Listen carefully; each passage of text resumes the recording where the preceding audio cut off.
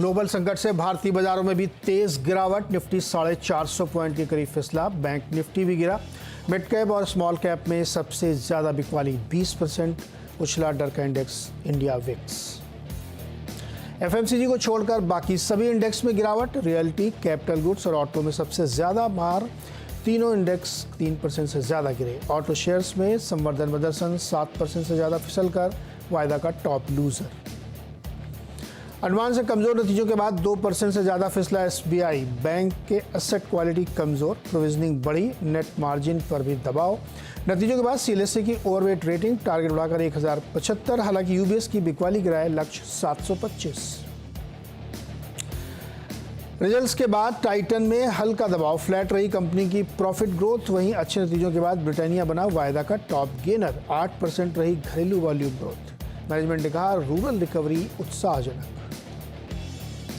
और निफ्टी कंपनियों में आ जाएंगे भारतीय एयरटेल और ओएनजीसी के नतीजे। 28% बढ़ सकता है भारतीय एयरटेल का मुनाफा। वहीं ओएनजीसी के मुनाफे में 19% कमी का अनुमान। वायदा में दीपक नाइट्राइट और मैरिको के नतीजों का इंतजार।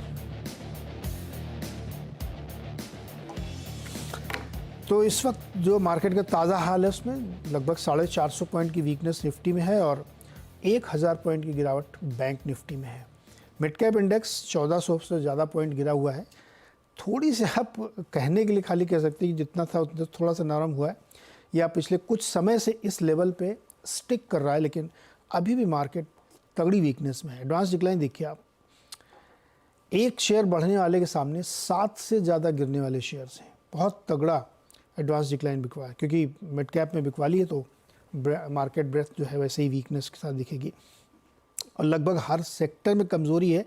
केवल एफएमसीजी जो डिफेंसिव माना जाता है, ब्रिटानिया, एचयूएल, डाबर, नेस्ले, इन सब में थोड़ी थोड़ी हल्की हल्की सी तेज़ी है।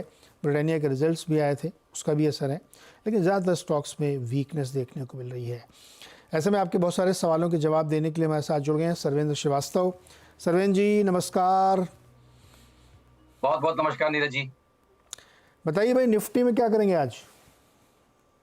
सर आपको तो फ्राइडे से ही हमने डिस्कस किया था वीकेंड शो में। आई थिंक बात वही याद आती है कि आप अपना कर्म करते रहिए, प्रोसेस को फॉलो करते रहिए, रिजल्ट्स आ जाएंगे। अब हमें नहीं मालूम था कि मंडे ही ये चालू हो जाएगा, बट देखिए थॉट वही था कि जब आप लंबे अवधि के रेजिस्टेंस एरियाज, रेजिस्टेंस लाइंस के आसपास जब आप होते हैं तो वहां पे खतरा ज्यादा होता है। और पॉसिबली अब वही मुझे लगता है शुरुआत, और वो इन्वर्जन हमने फ्राइडे को ही बोला था कि भाई शुरुआत तो हो गई है, शॉर्ट टर्म टॉप प्लेस में है। अब आज का सेटअप देख के लग रहा है कि मीडियम टर्म टॉप भी अब यहाँ पे प्लेस में है। तो आई थिंक अब लार्जर नेक्स्ट 3 से 6 महीने के लिए आपको रिस्क रिवॉर्ड्स अब यहाँ पे बहुत ज्यादा बेहतर नहीं रह गए। जो हम फ्राइडे को भी पॉइंट आउट कर रहे थे कि भाई रिस्क रिवॉर्ड उतने बेहतर नहीं है। तो आई थिंक क्लियर कट अब ओवरऑल मोमेंटम ने भी साथ छोड़ दिया है बहुत सारे स्टॉक्स में, और लार्जर पिक्चर वैसे ही चल रही है जो हम 15-20 दिन से एक्सपेक्ट कर रहे हैं कि भाई डिफेंसिव में बने रहिए। फार्मा, आईटी, एफएमसीजी, आईटी के तो टारगेट्स हो गए तो वहां हमने अपना कॉल रिट्रैक्ट कर लिया, बट फार्मा और एफएमसीजी में अभी भी लगता है आउट परफॉर्मेंस थोड़ी बनी रहेगी। और लार्जर मार्केट देखिए प्रेशर में रहेगा, इसमें कोई डाउट नहीं है। तो आई थिंक जो शुरू में सोचा था कि भाई 23,500 के टारगेट्स रहेंगे, वो कहीं निफ्टी के अभी भी मुझे लगता है कि ओपन है। तो अब तो आप काफी उसके करीब आ गए, बट मैं हमेशा से लास्ट 15-20 दिन महीने भर से बोल रहा हूँ कि 23,000 एक बार आना है। 23,500 की रेंज एक बार आनी है टेस्ट होने के लिए, और लग रहा है कि इस लेग में आ जाएगी।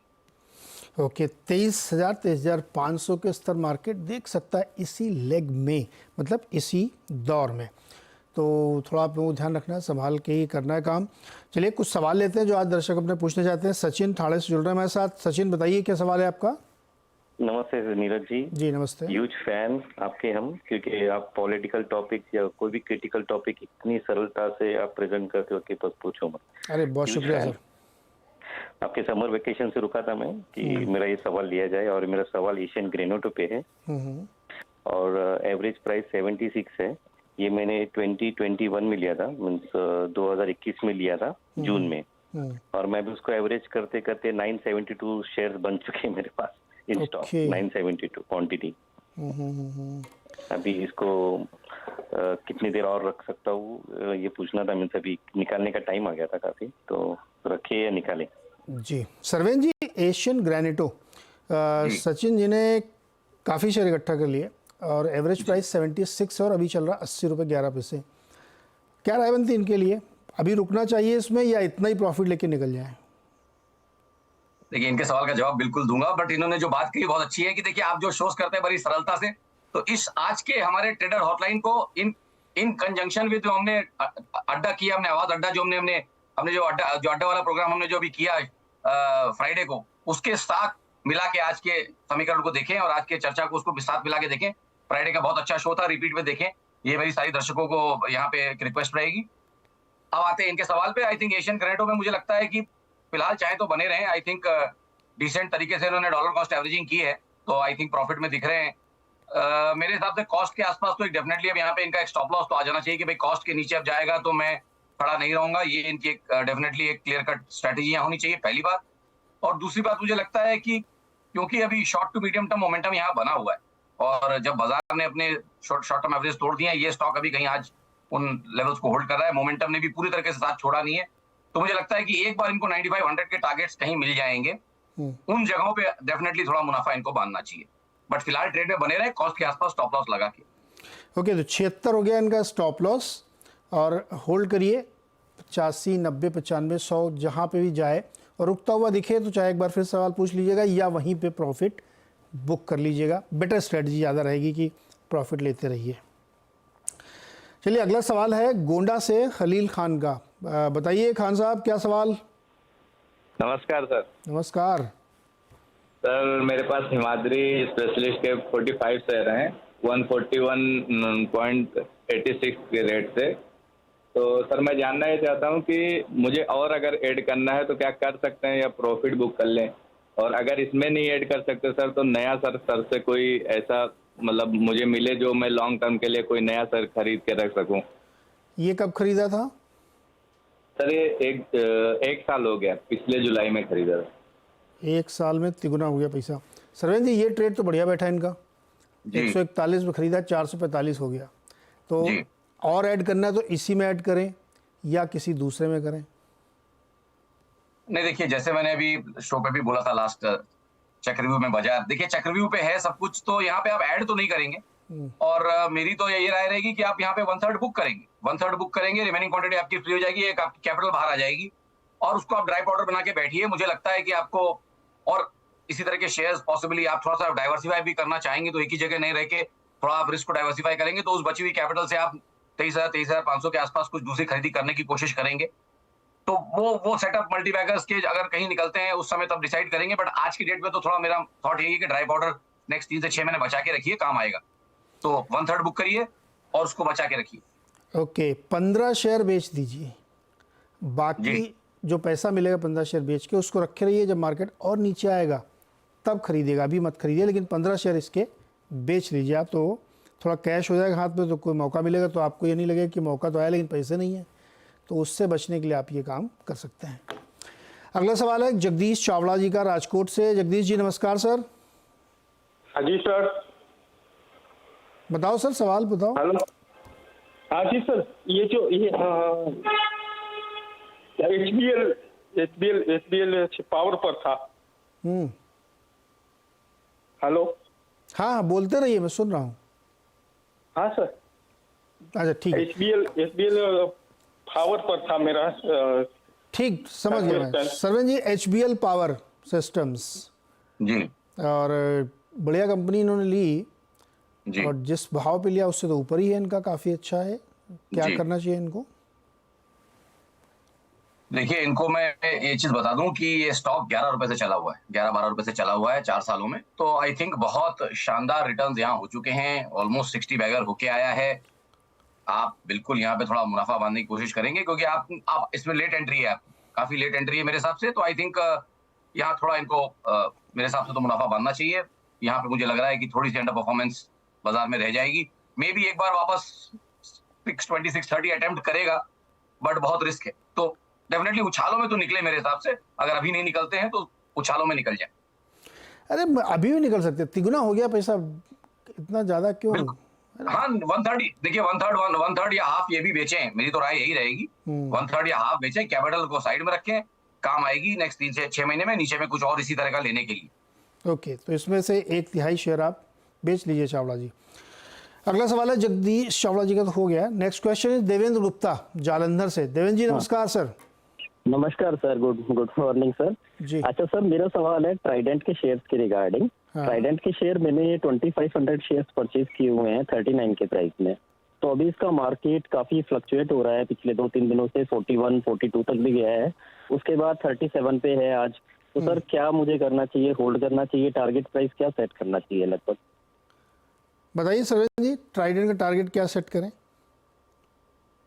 देखिए, बहुत ज्यादा मेरे हिसाब से उतना लिक्विड शेयर वाले कैटेगरी में मेरे लिए नहीं आता है। कभी अच्छे वॉल्यूम्स होते हैं और कभी थोड़े कम हो जाते हैं। स्पाइकी वॉल्यूम्स हैं, कंसिस्टेंट वॉल्यूम्स नहीं है, कहने का मतलब ये है। ठीक ठाक ट्रेड होता है। देखिए, थॉट यहाँ पे ये है कि किन्हीं कारणों से ये चल नहीं पा रहा है और इनको ये समझना चाहिए कि 2022 का इसका हाई है, तो 23-24 के बुल मार्केट में कहीं पार्टिसिपेट नहीं किया तो ऑटोमेटिकली कुछ तो गड़बड़ है यहाँ पे। स्ट्रक्चरल, टेक्निकली एक स्ट्रक्चरल यहाँ पे डेफिनेटली एक अंडर परफॉर्मेंस है, जो कि जिसको की ओवरराइड करने के लिए आपको अच्छे लेवल्स ऊपर के 50-55 के लेवल्स को आपको ब्रेकआउट डिसाइसिवली करना पड़ेगा। ऐसे समीकरण मुझे नहीं लग रहा अभी बन रहे। तो इनके लिए कैप है 45-50 के आसपास, इसमें कैप है। जितना उसके पास बेच सके मेरे हिसाब से इनको थोड़ा मुनाफा वहां पे बांधना चाहिए। और अगर बने रहना चाहते हैं इन द मीन टाइम, तो 34 रुपए पे एक स्टॉप लॉस भी बना के रखें।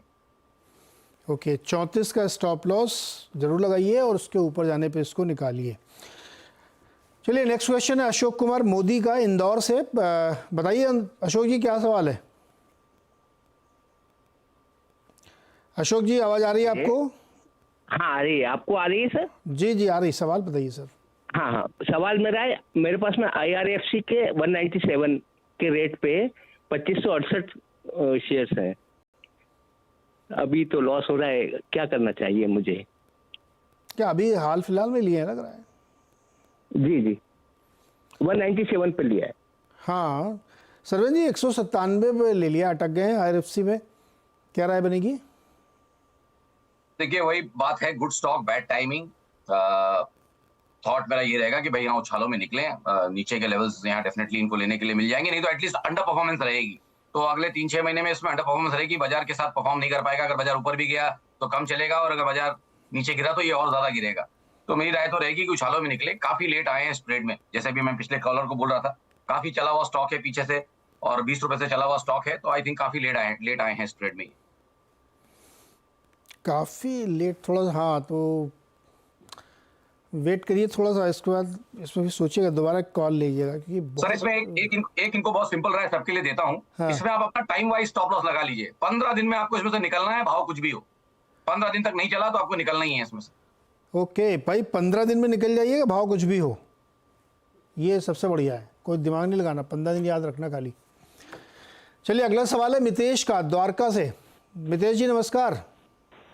जी नमस्ते द्वारका जी, में मेरे पास जेपी पावर के शेयर्स है। हाँ। 17 रुपये की बाइंग है, 30,000। कितने? 30,000 शेयर। जी सरवेंद्र जी, जेपी पावर। सर देखिए, मैं कोशिश करूंगा कि अभी इस पे मैं आज राय नहीं दे पाऊंगा इनको। पैसा अवॉइड तो करता हूँ इस तरह के स्टॉक्स। हाँ, पुराने लेगेसी स्टॉक्स को थोड़ा अवॉइड करना है इस लेग में। मितेश जी को फायदा हो रहा है इस समय, 1 रुपया 85 पैसा पर शेयर का फायदा हो रहा है। मितेश जी टेक्निकली शायद राय नहीं दे पाएंगे सरवेंद्र जी, क्योंकि थोड़ा सा उस तरह के स्टॉक है ना जहाँ पे काफ़ी इश्यूज चलते रहते हैं। लेकिन फ़ायदे में चलिए किसी और हम एनालिस्ट से कोशिश करेंगे इस पर राय दिलवाने की। 11:30 वाले शो में यूट्यूब में भी कोशिश करेंगे। चलिए, इसी के साथ एक छोटा सा ब्रेक, और ब्रेक से वापस आके फिर और सवाल लेंगे। और सवाल जवाब का सिलसिला चल रहा है। एक सवाल प्रतीक जैन ने भेजा है सरवेंद्र जी। ये कह रहे हैं कि एक्सिस बैंक का 1070 वाला स्ट्राइक प्राइस का कॉल लिया इन्होंने 77 रुपए पर, और इनका ऐसा मानना है कि ये बहुत ओवरसोल्ड जोन में चल रहा है एक्सिस बैंक। देखिए, थॉट मे बी प्रॉपर हो सकता, थॉट ठीक है। 1350 वाली चीज अगर 1150 हुई है तो यस, शॉर्ट टर्म में ओवरसोल्ड है, अपनी लंबी अवधि के एवरेज के आसपास आया हुआ है, तो बाउंस बैक खेलने का ये कोशिश कर रहे हैं, ऐसा मेरा मानना है। क्योंकि long term trend, medium to long term trend तो मैंने बोला, शॉर्ट टू मीडियम टर्म और धीमे धीमे लॉन्ग टर्म ट्रेंड पे भी चैलेंजेस स्टॉक्स पे आने लगे हैं। तो यहाँ clearly short to medium term bias down है, और इसलिए खाली उछाल की ही चिंता, मतलब खाली उछाल की अपेक्षा करनी चाहिए। और उसके लिए फिर मैं इनको बोलता हूँ टाइम वाइज, अगर 5 से 7 वर्किंग डेज में उछाल नहीं आया जो ये सोच रहे हैं, तो वैसे भी इसमें से इनको निकलना है। और ऐसे भी मुझे लगता है कि फिलहाल भी कहीं एक स्टॉप लॉस जरूर इसमें लगा लें। मेरे हिसाब से तकरीबन 50 रुपए के नीचे, ग्राउंड नंबर के नीचे स्टॉप लॉस लगाना चाहें तो लगा लें, क्योंकि जब कभी भी 1100 रुपए तोड़ेगा फिर इनको इसमें से एग्जिट नहीं मिलेगा। काफी फास्ट डिक्लाइन 1100 के नीचे बंद आएगा ना, 1080 1100 के सपोर्ट जब टूटेंगे तो फिर ये रुकेगा नहीं स्टॉक नीचे में। इसलिए आई थिंक बस 5 दिन वेट करना है तो कर लें, अन्यथा निकल जाए। 5 दिन इंतज़ार, वरना फिर निकल जाइए। अच्छा, सौरभ मलिक का एक सवाल लेते हैं। ये पूछना चाहते हैं कि इनके पास बलरामपुर चीनी के 500 शेयर हैं 430 वाले, और प्रिंस पाइप के 701 के भाव पे शेयर हैं। 1 साल तक का नज़रिया चाहिए इनको।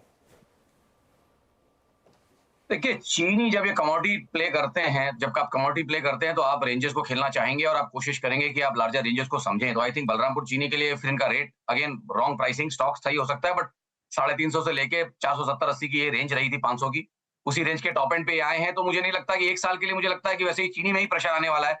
जिस तरह से ब्राजील में चीनी का भाव अब चलने वाला है, जिस तरह से वीकनेस वहां आ गई है, 21-22 वाला 18 तक पहुंच गया है, तो आई थिंक चीनी के मूलभूत प्राइसेस में थोड़ी वीकनेस के संकेत बनते हुए नजर आ रहे हैं। तो एक आध हफ्ते में वो कंफर्म भी हो जाएगा, बट आई थिंक इनको यहाँ निकलना चाहिए इस ट्रेड में से। 1 साल के पर्सपेक्टिव से कहीं इनको नीचे में मिलेगा लेने के लिए, 370 380 के आसपास मिले तब लें दोबारा। ओके, सुनील बत्रा दिल्ली से जुड़ रहा हूँ मेरे साथ। सुनील जी नमस्कार, सवाल पूछिए सर।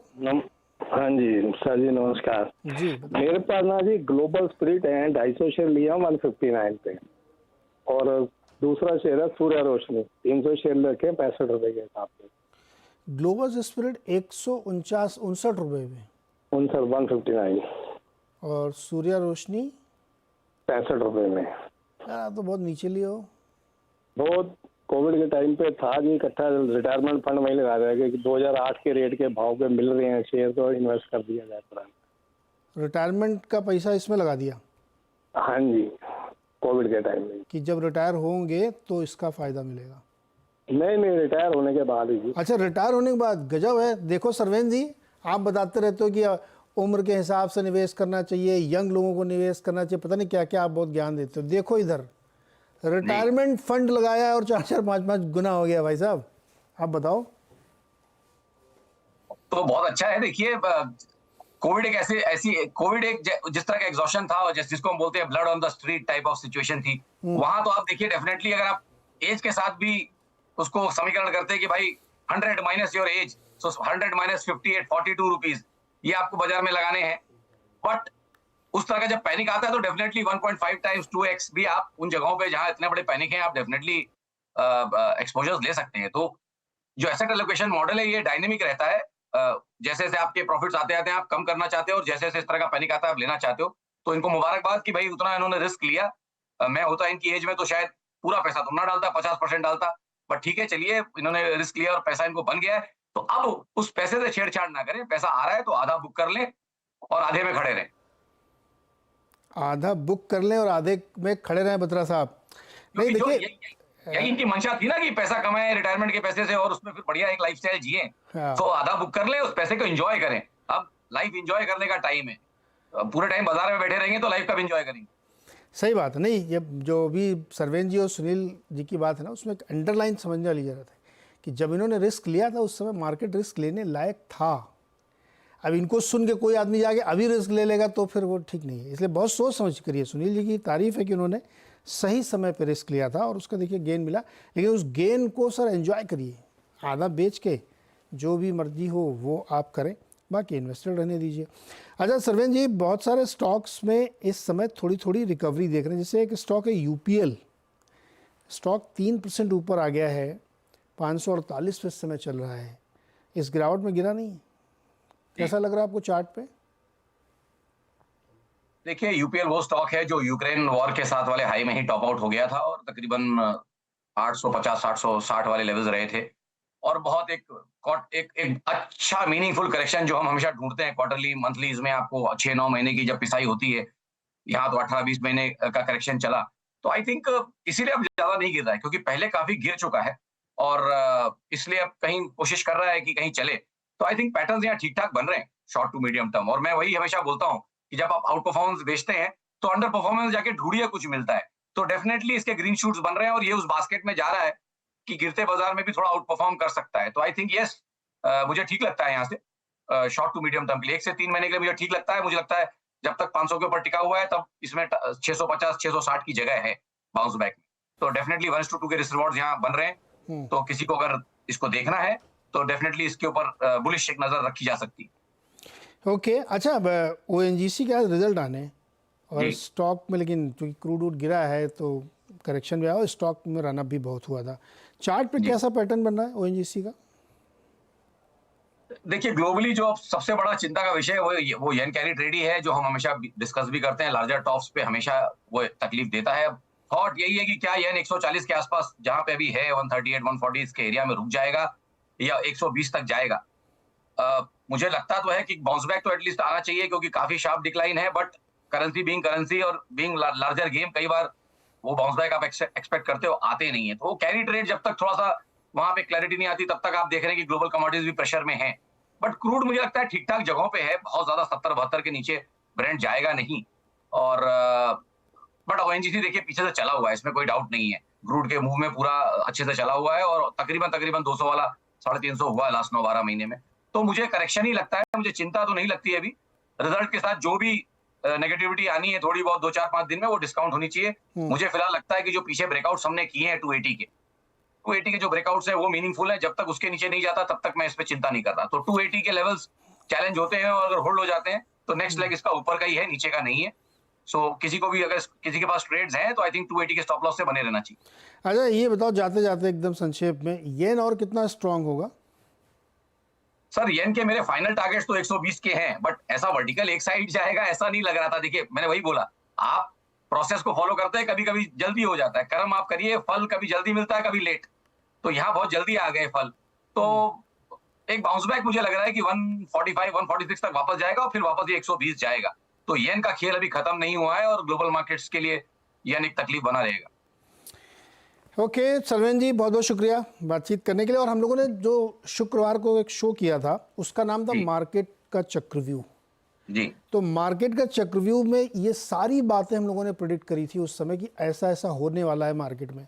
तो जिन लोगों ने देखा है तो वो तो बहुत अच्छा किया उन्होंने। जिन लोगों ने नहीं देखा वो यूट्यूब पे शो पड़ा हुआ, पूरा समय मिलेगा, आज आप कुछ कर नहीं रहोगे ज़्यादा तो देख ली इसको दोबारा शो। और भी बहुत सारी चीज़ें उसमें फंडामेंटली एनालाइज की गई हैं, वो शो आपके बहुत काम आएगा। और ये रिक्वेस्ट है कि हर फ्राइडे का मार्केट शो जरूर देखा करिए, अगले एक हफ्ते के सारे क्वेश्चंस उसमें सॉल्व होते हैं। सरवेन जी, बहुत बहुत शुक्रिया हमारे साथ जुड़ने के लिए, बातचीत करने के लिए। बहुत बहुत धन्यवाद। मिलेंगे शुक्रवार को। छोटा सा ब्रेक, इसके बाद खिलाड़ी नंबर 1।